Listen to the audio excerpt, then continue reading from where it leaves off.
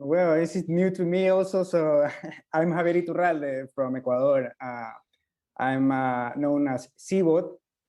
I'm a creator, designer, a founder, summoner of Aavegotchi.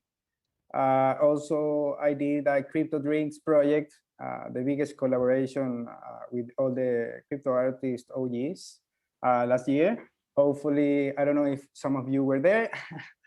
Now I'm keep on going, working in Aavegotchi and Pixelart specifically. I found Pixel social token as well with Roll last year. Well, I've been just 1 year in the space, so feeling like a decade as I were talking before. Yeah, but yeah, it will be really nice to know you. It's first time I see you there. I know you are in the other side of the planet. I'm here in Ecuador, 8:15 o'clock. So nice to meet you. Nice to meet you. Nice to meet you too. Nice to meet you guys. You can introduce yourself, any of you, Christoph. I guess I'll go first. So yeah, hello everyone. I'm Riqi. I'm the founder of Paras. We are a digital card collectibles marketplace that focus on expanding the end game of NFTs with focus on gaming, toys, and comics. And the team is based on Indonesia. So yeah, very glad to be here with all of you. Awesome. Yeah, so I guess I'll go next. So hi guys, my name is Nick and I'm one of the co-founders for Refinable. So Refinable is an NFT marketplace that's being built on Binance Smart Chain. And one of the things that we're trying to do is really make NFTs more accessible for everyone, including artists, including creators, and also different crypto projects, as well as different retail brands. So yeah, very nice to meet you guys. Oh, so exciting. Hey, I'll go last. I was going to say ladies first, but then you guys don't jump in. So okay. Oh, I'm sorry. It's okay, just teasing.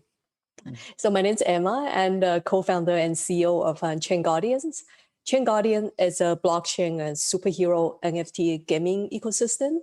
So what I mean by that is we have worked with various projects and develop superhero for each project. And then, of course, Refinable, and we actually just announced collaboration with them a few weeks ago. So we're actually currently designing a superhero for Refinable, and we're pretty excited. Yes, yes.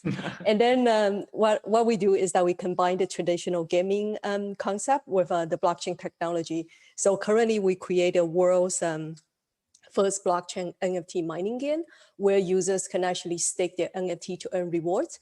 And then we also have a role-playing games like RPG where users hold the NFT can also play and to earn as well. So I know it's funny that when I hear you said that, oh, you've been here for 1 year, feel like a long time. We started since end of 2018, so we've been here for so long. So it does feel like a long time. So my 3 years, should I say 30 years? White hairs under the hairs, yes. Real OG, yeah. Yeah, real OG, seriously. We started NFT, I really had to Google and to see, oh, what is NFT, right? Well, at that time, there's already like crypto kitties and stuff, right? But then, yes, it was interesting. There were so little players at the beginning. Yeah, but now it's a very good time. This year is actually like the best time for NFT market. So I think it's just the beginning. Yeah, lots of opportunities. You are getting involved, artists for the NFTs on your gaming? Yes, we do. So what we do is that we work with artists and develop superhero. So we actually have few artists working for us, but then our lead artist, he actually, I mentioned earlier, he works for DC Comics and Marvel before and Disney. So he has done a lot of comics, so he's very experienced character artist. But then we also have other artists help us to do like a lot of game designs and also other supporting accessories and other things that we have in the game. So basically artists can just reach out to us and then we always welcome to have more artists on board because we believe that's how we grow the ecosystem by welcoming the newcomers. Yes, definitely, yeah. So Nicholas, how about I got really interesting that you say that you were in the BSC chain.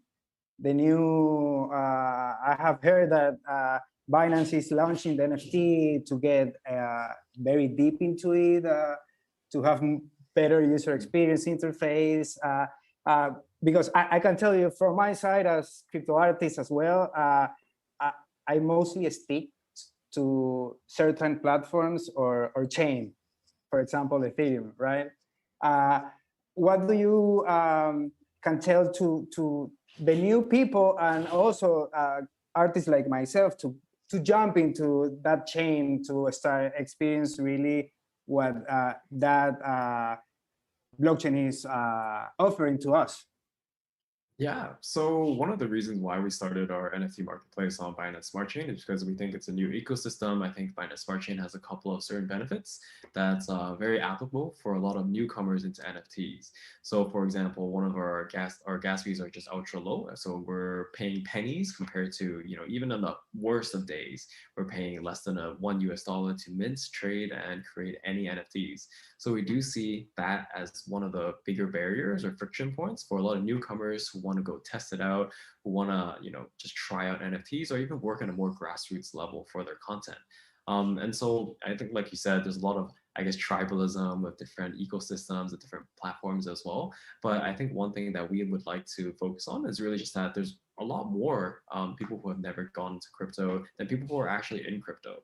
So one of our focus is really just trying to see if there's actually new creators out there, or even new brands or new corporations, or even new sort of enterprises that would like to try NFT, not just for crypto art, but for, experience, for engagements, for, content as well. I think there's just so many things that we can really do with NFTs, and positioning ourselves at the forefront of really, showcasing what is actually possible with NFT, or creating an environment that anyone can sort of transact on, and really create that accessibility for both creators and traders. I think that is really what we're trying to focus on, and it's just the beginning.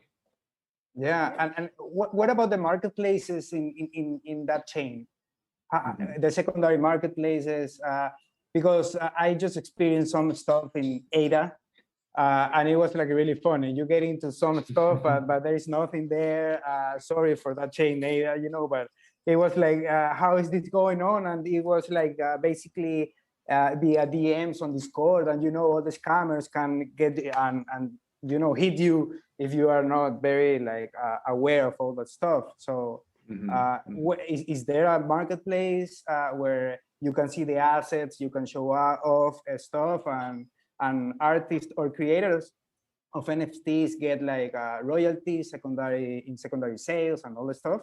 Yeah, so I mean, compared to Ethereum, Ethereum is one of the OG marketplaces where we have a lot of the classic artists. So definitely the secondary market there is very, very strong. So I think in BSC, I definitely do think there is a growing ecosystem, although it's definitely still in the nascent stages that we're trying to just like foster and grow. And so we're really trying to do more campaigns to really, incentivize people to start creating and exploring. So I do think that different communities are going to exist on different platforms. And so for Ethereum, you have a lot of whales, you have a lot more liquidity going on over there. But I do think different ecosystems will pop up for, say, Binance Smart Chain, or even for ADA. It's just still very, very early on. And one of the biggest steps is just getting a lot more retail users to come in to really try it out, that NFTs are nothing too magical. It's just something, just owning anything online. It's something that powers digital transactions, and, bring the cost down so that anyone can just start collecting very accessibly on an ecosystem that, people like.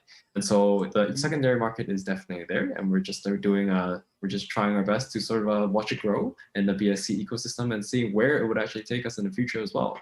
So whether it's 100% on Ethereum, or maybe split 60% Ethereum, 20% by BSC and somewhere else, we stay relatively chain agnostic, and we're just waiting to see where the NFT market goes, or perhaps even going back in Ethereum, because gas prices are relatively low right now, to a more acceptable state. So I think these are quite exciting things for us, our team, to figure out. Can I also just add to it? So because we've been here since 2018, so we actually originally built on Ethereum. So earlier I just mentioned that we actually designing a superhero for Refinable is because we also started to tap into creating our NFT also on Binance Smart Chain, just also because of the gas was too expensive Ethereum. At one point we were paying, believe it or not, like $100 just to mint an NFT on Ethereum when the gas was high. So I was like, do I really want to spend $100? And then we have to mint like 100 of it. Imagine that, right? Yeah, so I was like, okay, but then you know what? We have to release the character. Then it actually made the NFT have to be even cost much higher, is because if you pay $100 just in the gas fee, imagine the designing fee and everything else on top, right? So it was pretty crazy. So it was at the time that we kind of go like, you know what, we have to actually start to expand our ecosystem. So we actually tap into, like, we created our Binance NFTs already. And then that's why we said, okay, Refinable is actually one of the more, I would say, established, I think, platforms. I like the whole UI UX design, so that we're really excited that we're going to have our storefront also for our BSC NFT to be unrefinable, because I really like the designing. And then I know Binance is also coming out with the NFT marketplace as well, which is already rolled out. But then I do see that in this space, like, it's big enough that, you know what, like, I think that the pie is big enough that everybody can share the piece of pie. And then also just talk about chain. And then we also started to develop on Polygon as well. Like, we were actually the first project created NFT on Polygon, right? And when then it was still Matic. Or one of our superhero is actually called and developed for Matic, because back then in 2019, it was Matic, right? So I think just over time, you will see that, like what Nick was saying, that there are different chain, and then project will probably, like, let's say us as a gaming ecosystem project, we actually try to build on different chain. And then we'll be working with different chain just to see how it will goes. And then we actually create a an NFT bridge, we call it a proto, where our NFT can now swap we bridge over between Ethereum and Binance to Ethereum. So there's so much happening in the blockchain space. So it's actually very exciting on what you can do. And then I think we're really just, like, you know, at the beginning, where it's a good time for the artists to start coming in, trying to find out more, get involved. But like what Nick was saying, Binance is definitely, BSC is a good chain to get started with, because you can actually play around with, like, very cheap minting fee without hurting yourself. Although gas price has been good, but, you know, you never know, right? Just in case. Yeah, the cross-chain is basically, I believe, the game changer, right? Like, when we don't have to care about the chain, just like playing around with NFTs, going from one chain to another chain. Do you see that possible? Like, for me, that is like no, actually, our gaming right now, it is possible. When people playing our game, you can own an NFT from the Ethereum chain and also Binance chain. It is available. We already done that in our ecosystem. Yeah.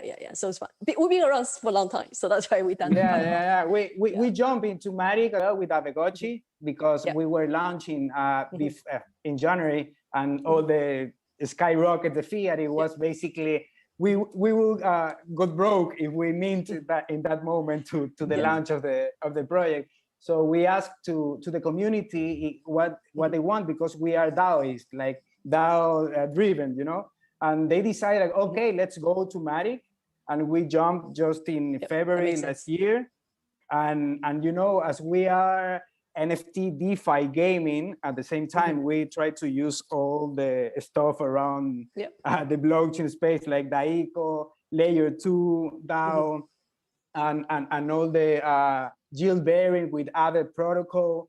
And now with the NFT that we use, that we can yield and also play, and also have these special trades that are unique with Chainlink DRF to randomize the generative art. You know, for me, coming from the art side, it was like, oh, I'm like doing all the platforms at the same time using Layer 2, you know, this generative pixel art, DeFi, NFT. And I saw your project, I saw Marvel and all others that are jumping in Layer 2. And you know, since we jump in Layer 2, it's like, why come back to Layer 1? So just recently with the low fees, it was like feeling again like more smooth for CryptoArt, right? Like I just saw some pumps in the selling in secondary marketplace in OpenSea from art blocks, for example. Some drops have started getting hit again, like back in the days, not after the celebrities, let's say. So then Riqi, yours is about like the collectible side or the crypto art side, because for now, basically, we can say like this separation between collectibles and crypto art is it's not like so thin, because you can see like art apply to collectibles and the other that is pure art for the artist. So what do you think about how is in your side? So yeah, we are more focused on the card collectibles. So but the one main difference between us and also like most of the all other NFT marketplaces is that we are focused on the collection. So we encourage our artists to not only create a standalone art, like for example, like edition of 1, edition of like 5, and it is just one single art, but we're focused on creating like a story of a single collection. For example, we have this series by one of our artists called Fiction Spawn, which is a story about a family that wanna that fight against invasion of worms and something like this. So this like this collection has like 10, 20 cards that you can collect, and it has this story of this is the first scene, this is the second scene, this is the third scene, and so on until the end of the story. So this is what I think happening here on Paras. We focus on the storyline, so it's not only about visual, but also the story behind it. And so from that, I guess art and also collectibles is not something that's very different in our platforms, because at the same time, from my perspective, collectibles are it is just one big collection of something that you want to collect, right? So whether it is art, whether it is, well, I mean, everything is kind of art, right? If whether it is an illustration, it is a manga kind of thing, it is any type of art style is part of the art. So I guess that's really the collectible side is where you can collect it and you really love it. So I think that's not a lot of that kind of separation between both of that. And what about the use case of the NFTs? What do you think? Do you all think about the use case of NFT? Because I have some friends that are preferring to jump into NFT projects that has something behind, like even a game or farming or anything, not just like this collection of NFT, 10K of NFTs. So you got one NFT, and if there is hype, you get like a return in a sale. If not, you get like with a bag of NFTs, because you never know. But when there is a use case, right, the game is different, because there is a community that get engaged in all the story, as you are saying, like the storytelling behind the project, behind the community, right? Yeah. So from what I've read, like one of our artists called Fiction Spawn, he created this collection of cards, and you actually just need to buy the first card, and after that you just need to put it on sale for like odd number or even number, and then you will receive another card. And after that, the story goes on. You just need to set up the price of the latest card that you receive, and you pretty much have if you die maybe in the 3 or the 4th card, you can buy it once again and go to another kind of like story route. And that's one use cases. But we also have another use cases like we partner with some gaming startups like Galaxy Online, Outplay Games, and Metaverse.app. And so yeah, we have some of these use cases that can be used on the game. And that's where I think what's next with the NFT. The NFT that is not just a collectible, but at least it has some story behind it. It has some interactivity, it has some mechanics, and some use cases that can be used by the collector. So I guess that's really what we are going to have in the crypto space in the next couple of months. Yeah, so defining also what is behind the NFT will be cool to people start creating some cool stuff, right? Because all this, I don't know if you have seen all these recently drops of apes-like, right? NFTs. They are also telling the same story. What are they for? Like you are getting NFT drops. You are getting whatever. You are getting to a special group but nothing really like a game behind it, right? Because all this NFT space and crypto is basically the gamification of life itself, right? Like we can make a game of everything with this technology. So what are your thoughts on this, Crystal and Nicholas also? There's a lot of interesting movements around the NFT space, and so it's we're always trying to see what's going to come up next, right? So I think some of the stuff that we're looking to do in terms of improving our retail adoption has always been on accepting more forms of payments. So I think most of the Ethereum platforms out there, we currently still work in the crypto space. And so one of the initiatives that we really want to focus on is really just on, say, seeing how we can support fiat payments into our sort of our decentralized marketplace. So I think a lot of marketplaces run into this issue with, I guess, the way that their marketplace is structured. And so when we talk about how payment is structured, fiat payment rails versus like crypto payment rails aren't in sync with one another. And so we always want to make it just more accessible for users to get paid in many ways. It's not just for the creators and sellers as well, but also on the buyers as well. So if we're talking about just retail adoption, you know, the marketplace is always a buyer and seller side. And so we always run into this issue about, okay, how do we make equalize the balance between the buying power and the selling power? And so that's something that we're quite excited about. And yeah, I'm just wondering what you guys would think about that.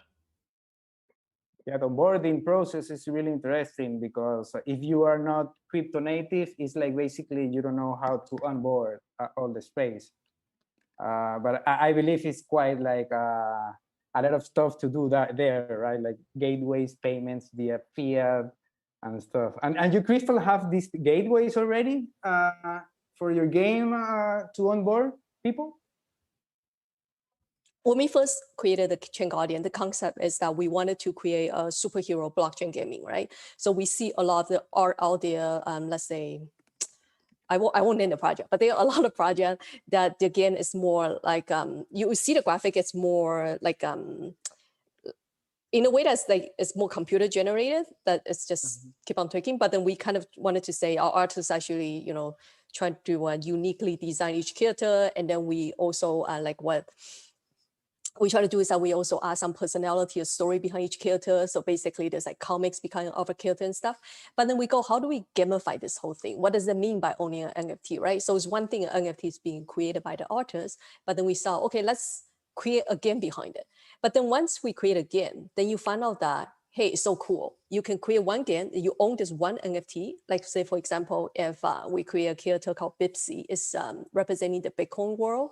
And then if you own the Bipsy character in our Bitcoin world, you can actually play one game. And then of course, we create a second game, and then you can again carry on the same NFT as the owner, you can play the second game. So basically, as you carry on, and there's so much more you can do with the NFT. So unlike traditional owning any type of art asset, something that's pretty, you know, you buy it, you hang it on your wall or something, there's really not much to do, right?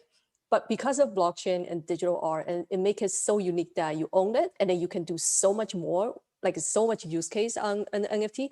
So besides we talk about, you know, even one NFT card can go into play different game, you can actually go into different metaverse and work with them to start building it, right?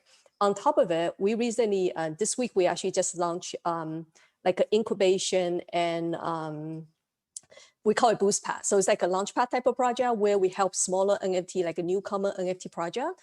And basically what we do is that we also give user the chance of a more use case to our NFTs, that you can stake the NFT to have a chance to get an allocation spot, right? So now that NFT not becoming just for game, not before you gamify, you can actually also use it to earn, let's say, an allocation spot, chance to win, or you can actually stake it to earn in DeFi. Like a lot of projects are basically you can earn to earn another NFT, or you can stake to earn tokens and stuff. So now just like so much, like this unlimited thing, like the sky's the limit, that what you can do with NFT, which we found like very amazing. So we continue to try to grow our ecosystem to see, hey, what else can we do with this NFT, right? Like let's develop a circuit or like a 3D PvP type of thing. So it's like this so much to do. So much fun involved in this space early. And that's why our artist is also very excited because, you know, oh my God, I developed something and then there's so much we can do with the art that he created. And then it's like, you can see your art turning into reality. And one thing we also did in 2019, a lot of people did not know, is that by owning the NFT, for certain people owning the very special one, we also made them a watch. So there's like a limited edition watch that actually has near field chips inside. So when you wear the watch, you can tap on your phone, and then you can actually take you to the NFT that you own, and then you can also let you log into the game. So this is something that, nice. there's so many super things you can do cool. with only an NFT. So it's not just, it's not just a digital art. So anyway, I just want to share that. Yeah, we are looking for something like that in Aavegotchi as well, because we have to pet our gotchis every day, twice. It's like a Tamagotchi, but you know, I want, so my founder is actually, my other co-founder, he's actually very big in your ecosystem. So he'd be actually trying it's to really find nice. somebody on your side to see if we can cross-collaborate and create a superhero for you guys. Yeah. So I'll talk offline. We can out Yes. something. Yeah. We just launched the Gotchiverse light paper last week, and we are really excited because we are building really something crazy stuff. Yeah, no, I love it. He actually got me into looking into your ecosystem already. So I was and we also want to have this crossing metaverses, you know, exactly. like cross gaming, like everything that actually, you said. You reminded me. We actually partnered with different NFT projects already, where their NFT project is also earning rewards in our NFT mining. I forgot to mention. So when I say that when we can stake the NFT to earn, we also partnered with different projects, and then where their NFT is also earning rewards in our ecosystem as well. So it's basically because we did this back in 2019. We saw, you know what, the space is small. Let's all collaborate so we can work together, and then we can, do different things so that, we cross-promote to create different characters for each other, and then we can invite other platforms to come to our platform so they can earn rewards and sharing and whatever, just benefit a community member. But then the key focus is that really to grow the ecosystem so that more people will know more about all the projects that's within the NFT ecosystem. So. Yeah. Okay, anyway, awesome. I'll stop. I talk too much. Yeah, it's super cool. Yeah. When the OG start talking, she won't stop. What do you think we can say to newbies, to new people that want to get on board? I have friends that are already in the space, specifically in Aavegotchi, but they are trying to say all the time, how do we tell people, normal people, let's say, to jump into the space? If there's not a gateway, in my country, for example, I don't have any kind of gateway to jump in. It's basically, I don't know really how I into the space more than earning in crypto and then doing that, Yeah. But back in the days, 2017, it was like some gateways open after this hype in 2018, ICO, some stuff, the regulation stuff, but as nothing is really clear in here, for example, in Ecuador, in our region, South America, but in other countries, I don't know if in Asia, you can onboard new users with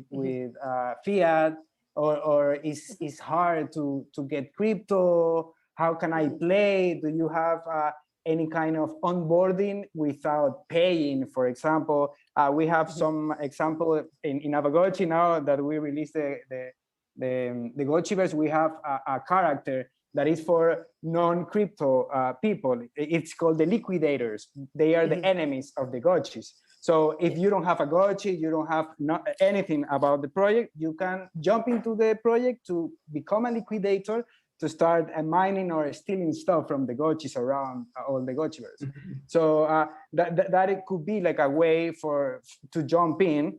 But I have seen, for example, in layer 2, Arcane, I guess, something like that has this even PayPal gateway, but nothing is really clear. How do we onboard new people for collectibles?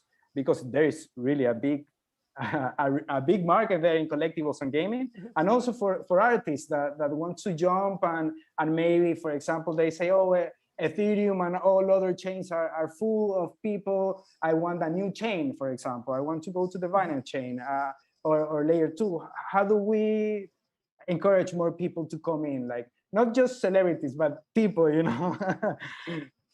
people that need this, that will change their life for real.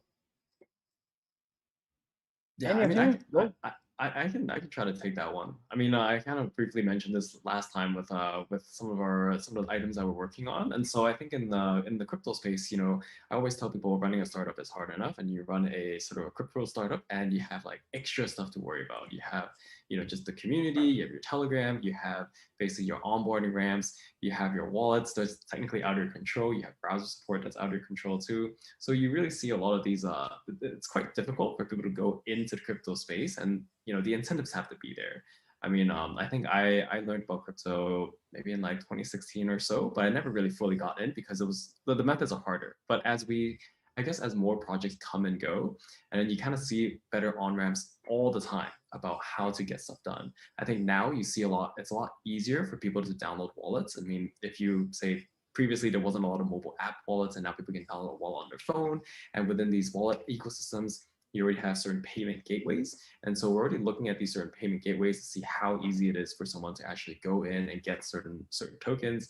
And there's still a lot of limits. I mean, PayPal is one, you have Transact, you have a lot of other applications that are working on this, but they all work on very, very small amounts. And I think you see a deeper understanding of, okay, how difficult it is for, I guess, like companies to work with crypto as well, because I think a lot of regulations are looking to come in. It's like a lot further back behind and very delayed.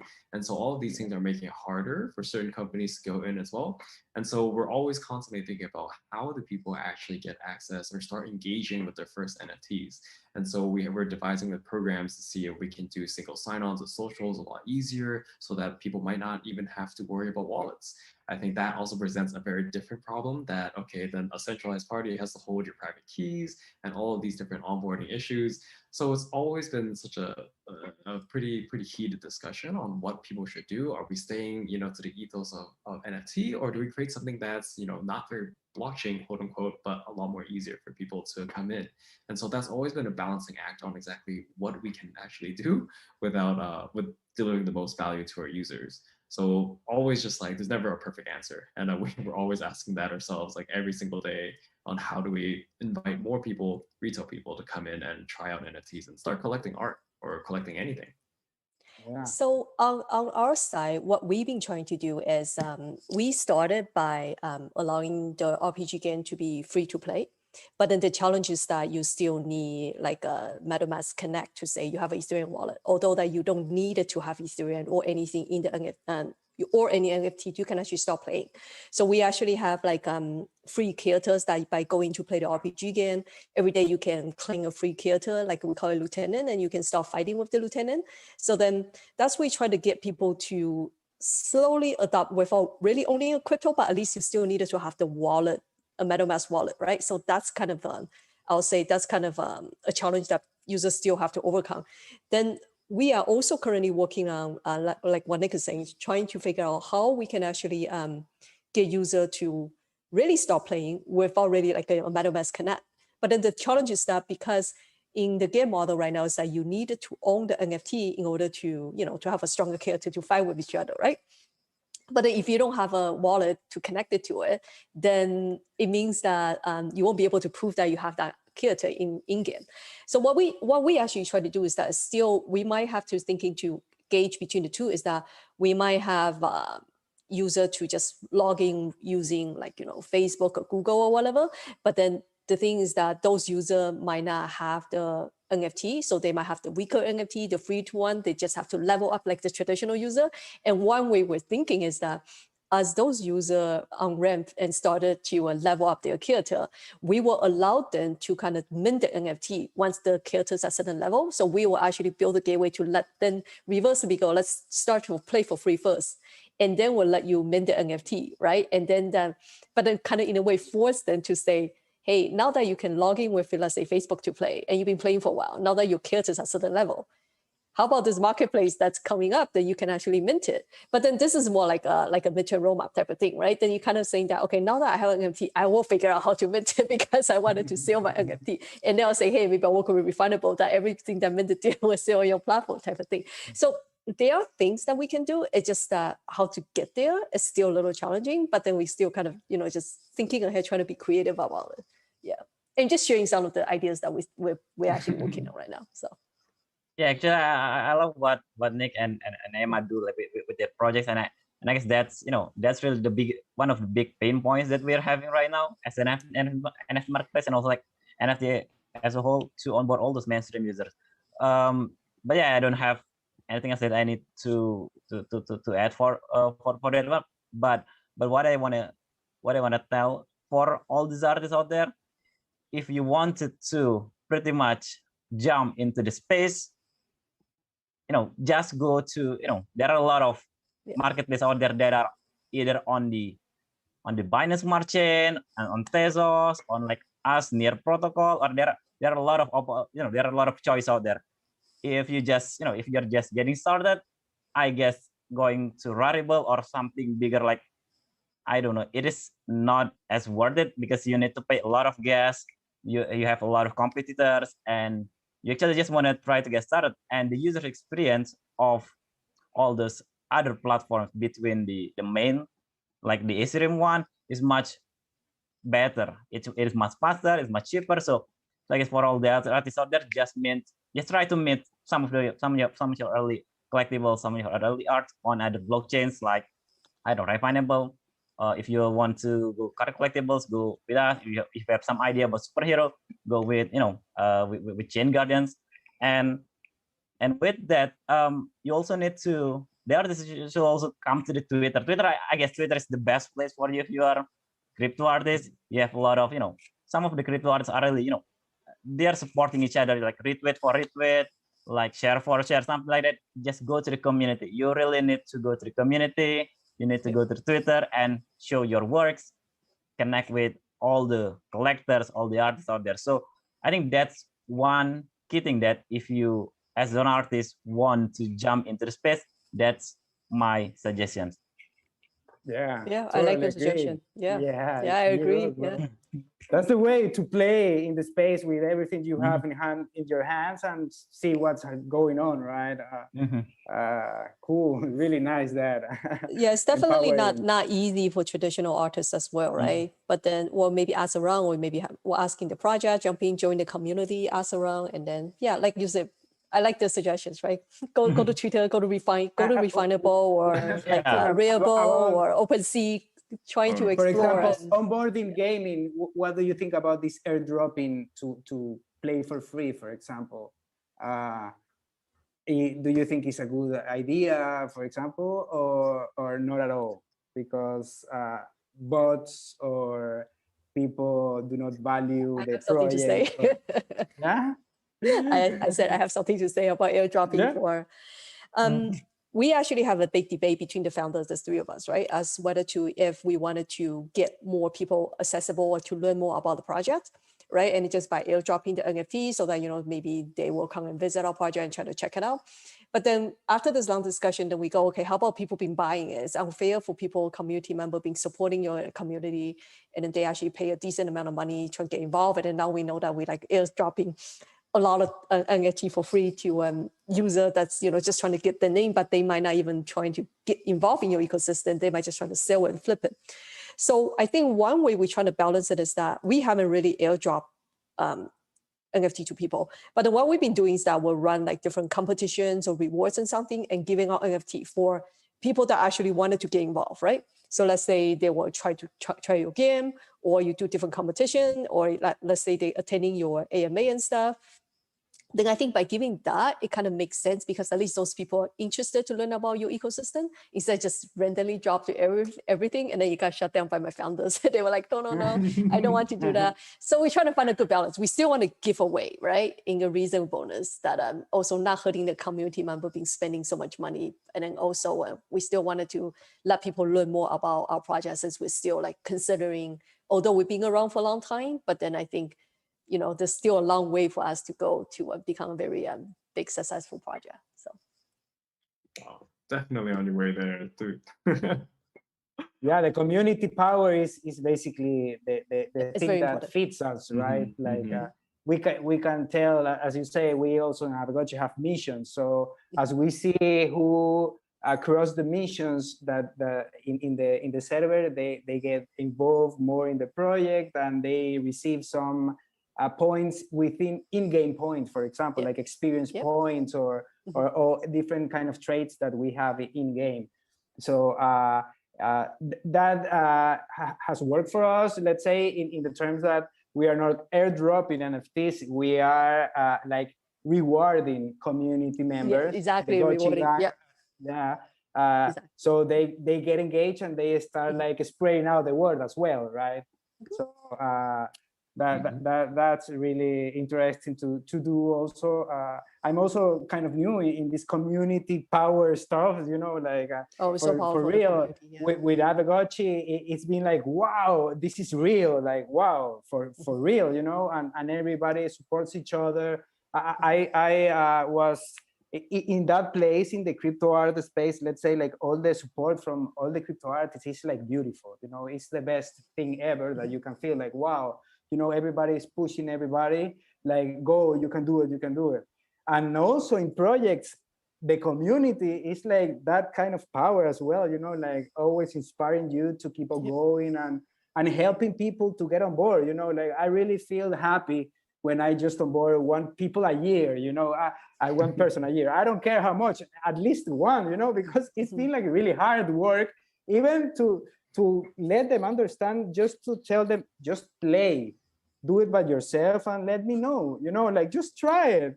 But there is something weird that people before, let's say like a month ago, like didn't want to.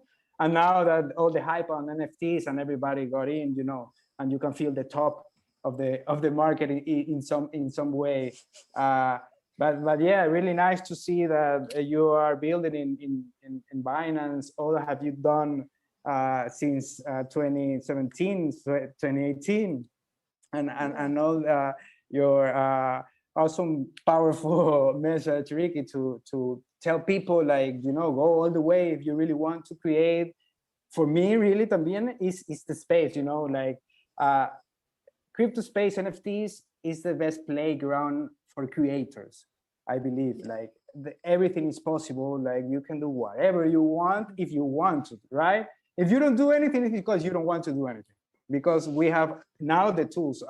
I believe, I feel that we really have now the power to do whatever we want. Yeah, totally agree with that. Opportunity, it's there. Yeah. Go ahead. No. Yeah, I just want to like you're selling, like as an artist, you need to have the ability to sell, right? So you're not just upload your card, upload your NFT, and you expect it to be bought by somebody else, like without any marketing. But you really need to do the marketing, because you know every seller, you know, if you take a look at the Web 2.0 marketplaces, that all the sellers are doing this advertising, this marketing, and everything. So that's also what you need to do for, you know, in the NFT space. Yeah, showing up every day. So I would like to add a point to that. So I think Xibot, like, everything you just mentioned is completely makes a lot of sense. I mean, that's definitely like hard to get people in, but I think one of the more important things that my team is looking to do is that a lot of people think about, you know, the art that they create as the first thing that they want to tokenize into an NFT.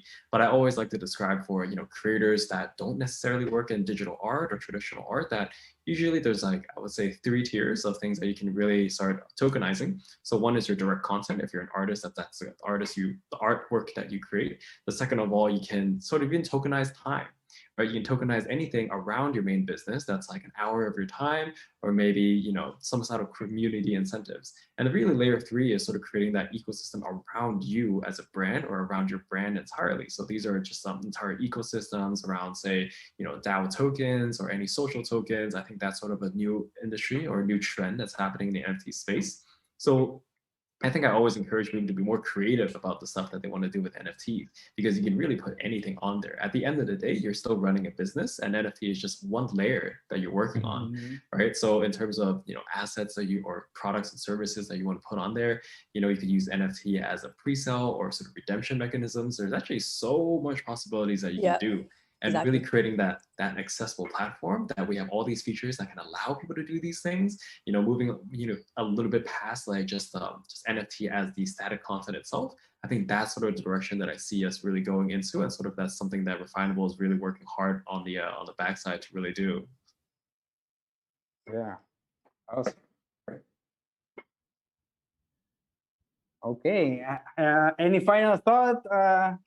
We are almost ending the time. I just wanted to say at the end that I think we are actually, although for some people maybe they think NFT is new, but it's been around for a few years. But then But like I said, there's a lot of people around me still don't know much about crypto. Forget about even NFT. They probably read on the news that some digital art was sold for like some crazy 60 million on Christie auction type of thing. Yeah. But then they still have no idea, what is it, right? Like even my day-to-day when I talk to my girlfriends, we don't talk about crypto. We don't talk about NFT. So I think we still, because we're so involved, we might feel that everything is about crypto but then there are still so many people out there don't know. So there's still so much opportunity we can bring in. And what Nick was just said earlier, which I totally agree. Right now, we just at the tip, the beginning of potential what an NFT can do. There's so much potential, right? Like we're actually constantly working with different partnership and collaboration with different projects to say, hey, what else can we do with this NFT? Like I want to give more use case. What else can we do? Although we already give some use case, but then also what else can you use the NFT for, right? Yeah, it can somehow tie into even more the physical world stuff. I think that will be even more interesting, right? So it's not just digital, like what Nick is saying, redeem for something.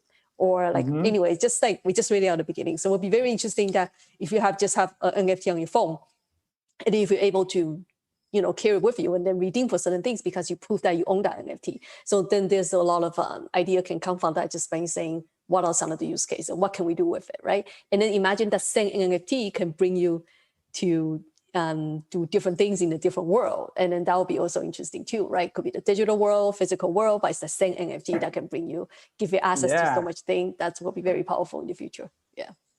So that's why I think cross-chain is important, right? So that's why Ethereum, Binance Chain, whatever, and then, there's Elrond, there's so many Polygon. But then I think eventually down the road, we'll see everything maybe cross-chain and then some wallet that you can hold everything so that it will be an easier life for the user, right? Yeah, imagine holding, oh my God, 5 different wallets, just hold different things, right? Yeah. So, and then started to see what else can we do with the NFT? What else can, the potential is unlimited. Pretty cool. Yeah, so we are very, very, very early still, right? Yes, we are. I believe we are because so many people doesn't even know about crypto, forget about NFT itself, right? Yeah. Yeah. So a lot of time to play. I'm surprised. I'm first surprised Emma has time to hang out with friends with all the crazy stuff that you guys are doing at ChainGuardians. Oh, I still have to. I know. Seriously, man, we're so busy. It's so crazy. I have 10 meetings today, right? After this, I'm 10 o'clock and I have 2 more meetings. 10 p.m., 2 more meetings to go. That's my life. And tomorrow I have one 9 o'clock in the morning. I was like, okay. The life of a builder. Yeah. Awesome. I mean, I just have one thing to add on to I think what Emma just said. I think right now not a lot of people know about crypto. So I think one of the things that I always try to do, because we have a lot of sort of normal sort of workshops that we do and interviews that we do as well, and all the time I'm always trying to figure out, okay, what exactly is something that I can explain NFT with, or some kind of allegory or similarity, because people just need to get in the right mindset of how to imagine about NFTs. So I think it's purely more just about education, and then the education will come, then sort of demystifying, and then people will come on board. So I think on the first level, people are just too focusing on these NFT, it's a scam, $69 million, people, who would buy that? Not me, but someone else did. So it's just about, I guess, the education and the imagination of people. I mean, I heard about CryptoKitties in 2017. I don't know about you guys, but then it didn't really stimulate my imagination in 2017. But it's only after a factor of several things and how people explain a concept. I got a big basket of kitties. Send me one that you have no use case for it and send it to me. I don't know what to do without kitties, more than loving them. You can pet them a little bit. So it just takes the right explanation or the right catalyst for someone to really get into NFTs, right? So I think capturing that imagination is really important for the next year or so. Bear market time. I don't know about bear market. Maybe just a temporary drop. I don't know. Don't say. Don't say. This is a long bull. This is a long bull market. We build our project in the bear market. We don't want it to continue building in another 2 years in bear market. Even building is more friendly in bear markets. Nobody. It's actually in bear market you tend to be more focused because nobody cares. Just focus. Exactly. Exactly. People more realistic. You can talk the tech and you can get excited about stuff instead of just people exciting about the price movements. And so I think this is honestly such an interesting time. And it's only a bear market. I think we're all early, so we're lucky. We're lucky. Maybe a few years down the road, then we'll talk again, and we'll be like, oh my god, now that crypto is mainstream. Like we're not cool anymore. Give another few years. Yeah. Cool. Awesome. Oh well, I'm really happy we did all this. You have something to say, Riqi, right?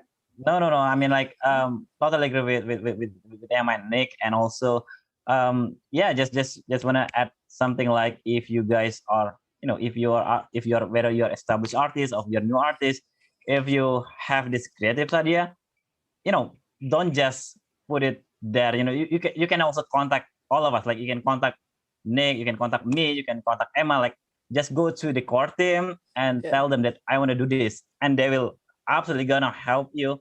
I don't know, from financially, from marketing, from everything. It's gonna be much better way if you have this idea. Not you don't work in this space alone. You have all the builders. You have also all this community. You just need to connect with all of these guys. You need to talk with them. You need to ask something, because all the most of the crypto projects have these grant programs at least, which can be something that if you're an artist and you want to make games, you can just use that grant program to hire some game developers, like, and they may it's just need creativity and some imagination and some pretty much like some spirit to create something cool to pretty much make your idea become reality, right? So do not hesitate to contact everyone else in the in the industry, because everyone else is as excited